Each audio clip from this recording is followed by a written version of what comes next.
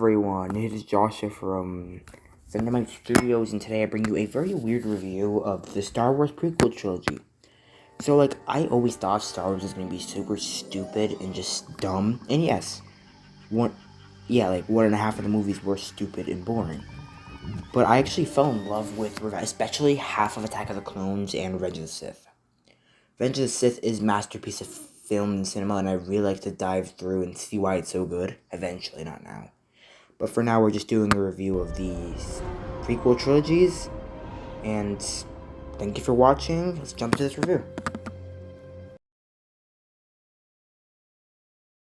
Since this is a whole trilogy, there are honestly way too many characters to touch on. So I'm gonna be going through basically just a few examples, the prominent characters, not Jar Jar, not Yoda. I'll do those characters eventually. First, Qui-Gon Jinn. He is, honestly, I really wish he got more character. I really wish he wasn't just in the first one. He really is a definition of a mentor. Calm, selfless, knows always what to do, but when he's stuck, does not falter and shake and get nervous. I really hope he gets his own spin-off show. They were giving a spin-off show to the Republic. I think it's Army of the Republic or something, until the woman actress got in trouble. I think they're apparently making a Mandalorian Season 3. Even Boba Fett got his own show. But they're not going to give one to Qui-Gon Jinn. I would absolutely adore if they gave one to Qui-Gon Jinn. Next, Padme. She really is, I think, she's textbook main character love interest. In this movie are really, really textbook. Except for Anakin, I think he really is different. But the rest of the characters are really textbook. Padme is smart, strong-willed. Reminds me a lot of, funny enough, Captain Marvel, but less annoying. I enjoyed her character. I liked her arc, how she became a part of the Senate, and then became a more prominent character, and really saw her as a character rather than some girl that was going to eventually date someone who's 8 at the time. Their age difference was really weird. It still creeps me out, at the first movie at least. And then you realize, oh god, they're going to date in 10 years. But next, I'll touch on this more probably in my original trilogy review, but for now, Sidious. Sidious, I really didn't like the way he was portrayed. I liked how he was an overarching villain. I enjoyed how everyone was pawns. I just didn't like okay, Anakin, I used the Force to give birth to you. Or, it's just weird. If you didn't know, Anakin was created.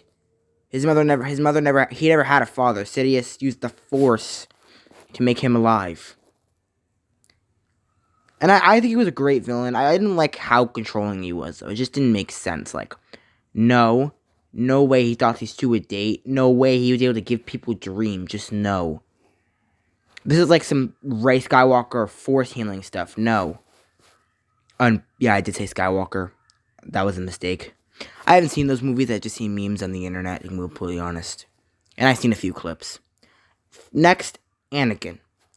Angry, selfless, and I like the way they developed his character.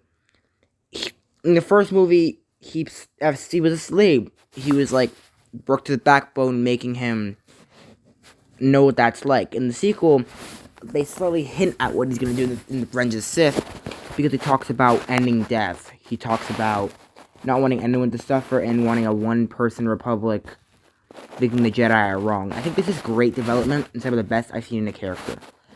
Of course, it was all planned out. A lot of the times, trilogies are sort of planned out. Not fully, but sort of. And then other times, I think a good example of this is the Sam Raimi movies. They were all planned individually, but they still created a good story. I like the way Phantom Menace set up the later movies. I just didn't enjoy Phantom Menace. Obi-Wan, the God. The one who's getting his own show in 2 weeks, which is why I'm reviewing this. Yeah. He is a lot like Anakin, but more controlled, less angry. And I really like his character. Just because of he's able to show his emotions without becoming an angsty teenager. But, yeah. And I know this isn't a part of the character segment, but I'm jumping this real quick. Padme and Anakin do develop their relationship way too fast, I feel. I don't think they should have gone for the child actor for the first movie. I feel like it should have been something like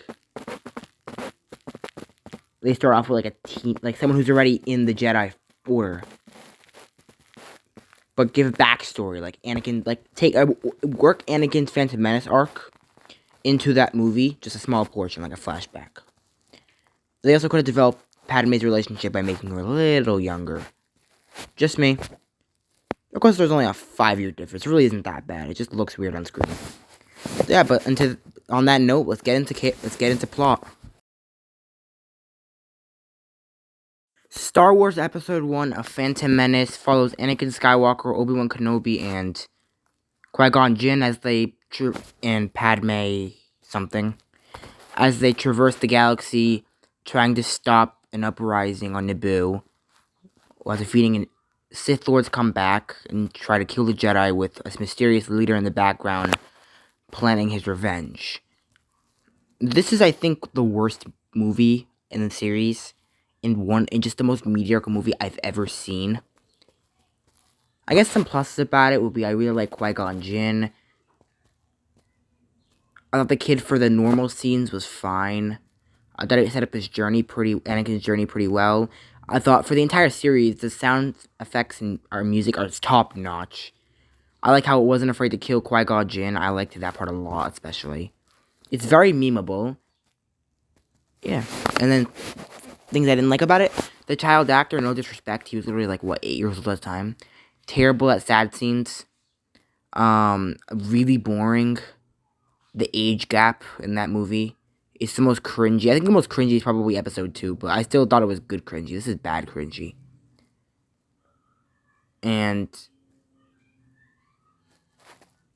yeah, it's just the worst movie. Episode 2 is about Anakin Skywalker meeting Padme after 10 years, while there's a secret plot to assassinate Padme herself. Then, they uncover clones that were being produced to start a war, and the war inevitably begins with one of the best endings in history.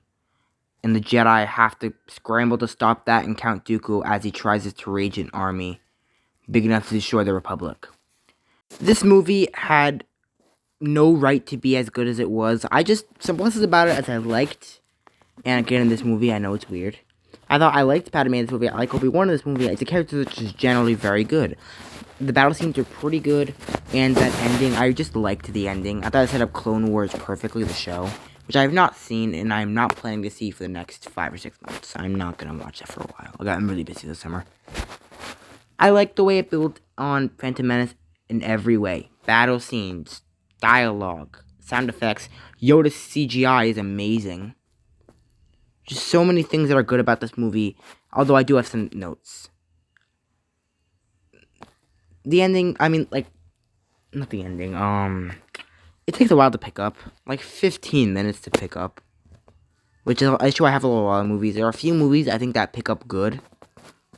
Like, not even Spider-Man No Way Home picks up good. It takes like 30 minutes to actually pick up.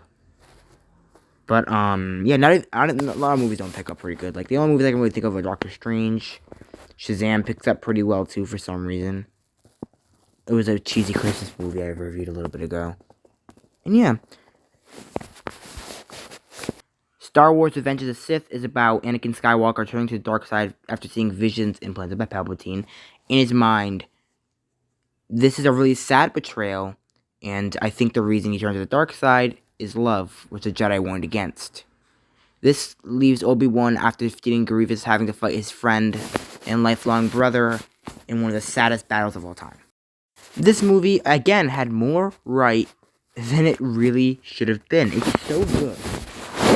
I liked the opening to this movie, surprisingly enough. I liked the way it set up Padme's death. I liked the way it set up Anakin's future. That ending shot of Darth Vader and building the original Death Star. I just liked literally everything about this movie.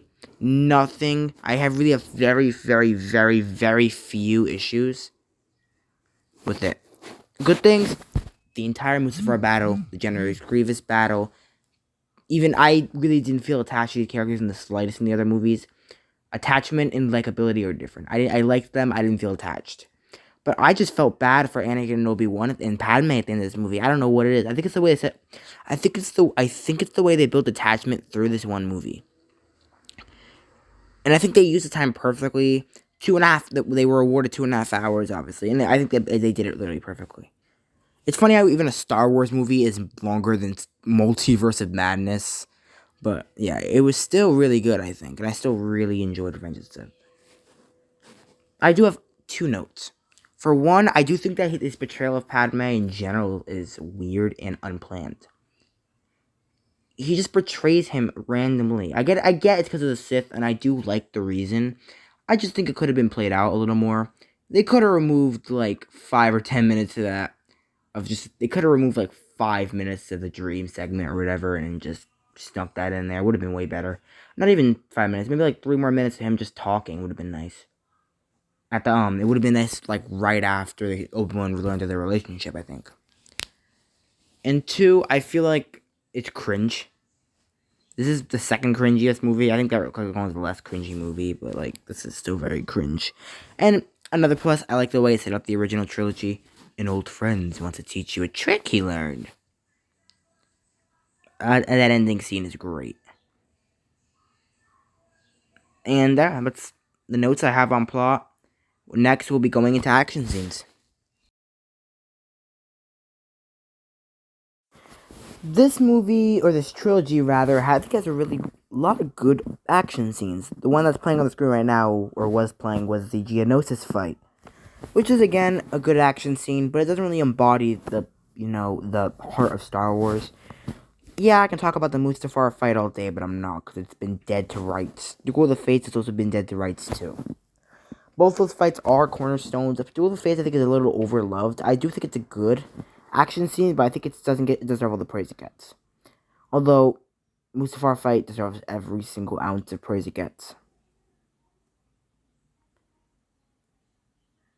Yeah, so I think really a scene that I think doesn't get enough love is Yoda, Anakin, and Obi-Wan versus Count Dooku. I just enjoyed this scene. I thought it was more different from Duel of the Fates or the Battle of Mustafar. It wasn't as heavy as the final scene. It was more of a light action scene because they had the heavy action scene prior, so they didn't really have a heavy action scene afterwards. But yeah, each movie had its huge fight scene. Duel of the Fates, the Dooku fight, and Battle of Mustafar. Even I had to even admit, although I hate as much as I hate the Phantom Menace, Duel of the Fates is a good fight. Yeah, so like just I thought the action in this movie was real, and this trilogy was really good. And honestly, I don't think it's as good in the original trilogy from what I've heard, but it at least excites me. If prequel trilogy had this much emotion, it excites me what the original trilogy will have, especially because of the way it sets it up. So that's action scenes, really quick segment, like what 2 minutes, and I thought it might, and yeah, let's get into our official ratings. Although it is borderline trash, Phantom Menace has some good qualities, and I don't think it deserves less than a 6, but I don't think it deserves a 7.5. So I know it's weird to say that like that. But I'm going to give it a 7. It's okay. That's all it is, though. Attack of the Clones was basically 1,000 times better. It improved on everything the formula had. And I think the fight scenes are about equal, but the comedy, the good cringe, and just the general dialogue was really improved. Not to mention the relationship value. Attack of the Clones is a very solid 7.5 out of 10. Not an amazing movie, but a very solid movie. And I think it's overlooked. Nothing needs to be said. Revenge of the Sith is an amazing film, and it gets all the praise it deserves. It is a very solid 8.5 out of 10. The only reason I'm really harsh at my ratings, and these aren't critical ratings, by the way, because if it were critical ratings, Phantom Menace would get like a 6, Attack of the Clones would get like a 7, and I think Revenge of the Sith would get what I gave it, an 8.5. But like, these are my personal ratings and how much I enjoyed the movies, and I really enjoyed Revenge of the Sith. This is the one Star Wars movie that I would rewatch over and over, and it's really sad, and it's what I like about it. So yeah, very solid 8.5 out of 10. Although this trilogy has its good amount of flaws, it is still a really good trilogy. It's mainly carried by Revenge of the Sith. But the whole trilogy overall, I mean, if you're looking at it from a critical standpoint plus my ratings, what is that? I could give it a 7.5 in, no, 7, 7.5, and an 8.5. Its general rating would be like an 8, I would say. No. Let's see. It'd be like an 8.8. No, 7.8. So, like, it'd be just about an 8. It's debatable. So, I don't know. Like, I mean, if you're looking at, if you only give it 0.5s, I guess it's 7.7, but I have to give it an 8, kind of round it up. So, thank you for watching this review, and you can log off now. And for anyone who wants more movie news, stay. Please have an electric time.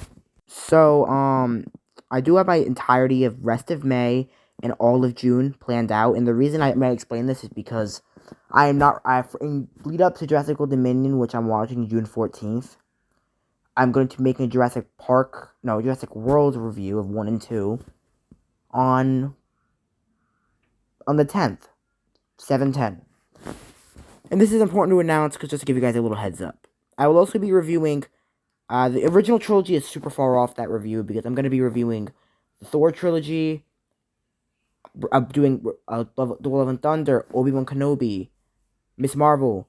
I want to do a video on Thor as a character. My entire June and July are booked. Although in August, I am basically free in August before I gotta go back and do Cobra Kai in September. So yeah, I am thinking 3 months ahead at this point, but like... So please suggest some games you would like me to review, because I will be starting gaming reviews starting in July. I'll be starting to play the games for the review, so I would like to play that. And also suggest some new series. I've been thinking about doing Harry Potter. I've never seen them. I might do Hobbit. I could do the original trilogy eventually. Although before I do the original trilogy, I'm gonna review Solo and Rogue One. And kind of get the whole timeline down. Yeah. Thank you for watching again, and have an electric time.